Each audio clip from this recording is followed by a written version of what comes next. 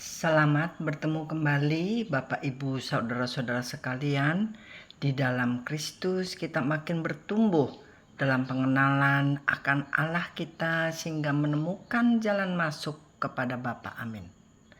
Ayat renungan hari ini akan kita ambil dari Efesus 3 ayat 12. Di dalam Dia kita beroleh keberanian dan jalan masuk kepada Allah dengan penuh kepercayaan oleh iman kita kepadanya. Jadi saudara-saudara, kita mendapatkan jalan masuk kepada Allah dengan apa? Dengan iman. Dengan iman kita kepada Allah atau iman percaya kita kepada Tuhan Yesus Kristus. Iman kita itu bukan didapat dengan kekuatan atau perbuatan atau usaha kita, tetapi karena anugerah dari Tuhan. Kita lihat ayat Efesus 2 ayat 18.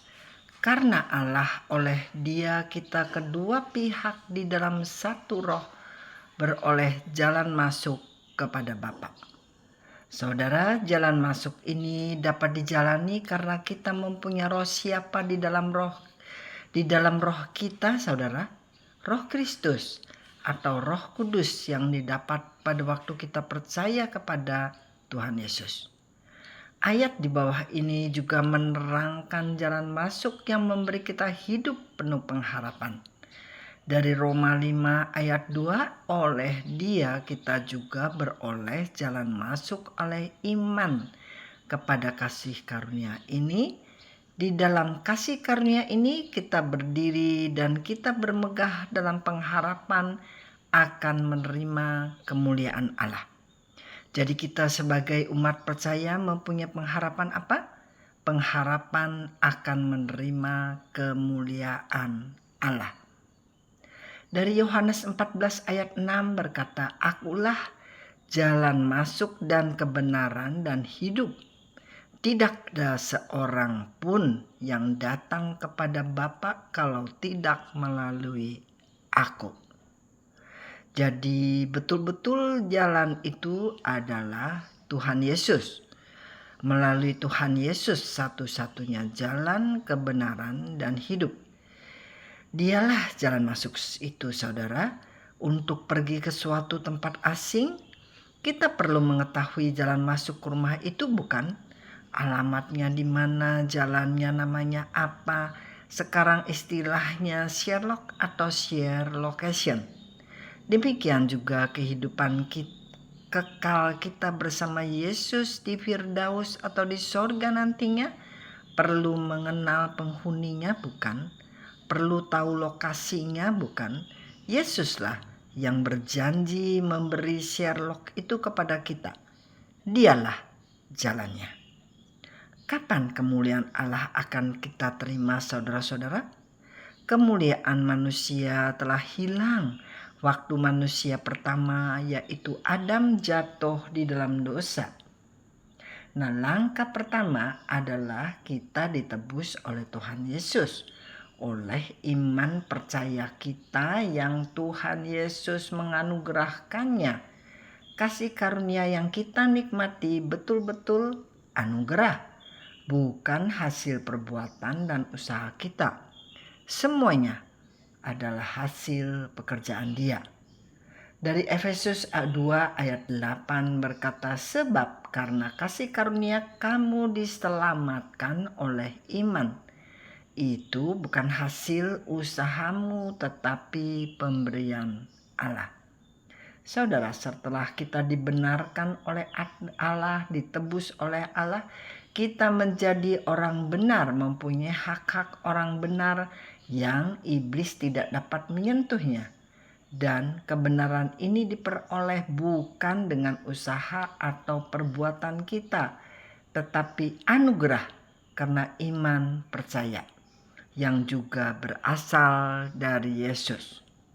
Dari Roma 8 ayat 30 mengatakan mereka yang ditentukannya dari semula, mereka itu juga dipanggilnya.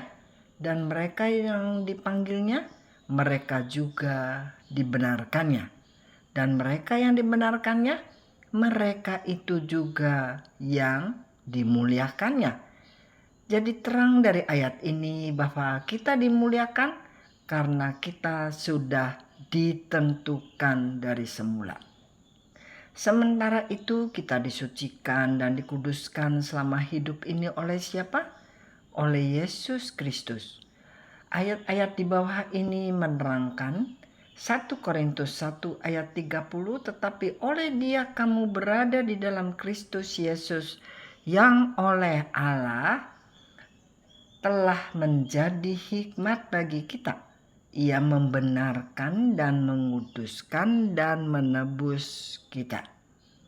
Efesus 5 ayat 20, untuk menguduskannya sesudah ia menyucikannya dengan memandikannya dengan air dan firman. Jadi ingat saudara, kita dikuduskan melalui firman, melalui air yang tentunya air baptisan. Efesus 5 ayat 20, supaya dengan demikian ia menempatkan jemaat di hadapan dirinya dengan cemerlang, tanpa cacat atau kerut atau yang serupa dengan itu, tetapi supaya jemaat kudus dan tidak bercela. Saudara, jadi agenda Tuhan Yesus ini apakah dilakukan dengan sungguh-sungguh, saudara? Tentu, Dia telah menyucikan, menguduskan kita sepanjang hidup ini. Dengan apa? Dengan kesukaran-kesukaran, mungkin juga dengan orang-orang yang ada di sekeliling kita dengan penderitaan-penderitaan. Dia terus memantau apakah kita masih berpegang di dalam koridor firman Tuhan. Hasilnya, kita bisa dipresentasikan dengan cemerlang, tanpa cacat, tidak bercela, tanpa kerut atau yang serupa dengan itu. Saya cukup yakin saudara-saudara bahwa apa yang direncanakan di dalam firman-Nya akan dilaksanakannya sampai berhasil oleh Yesus. Demikianlah renungan hari ini. Roh Kudus kiranya yang bekerja untuk memberi pengertian selanjutnya kepada kita semua sampai pada kesudahannya.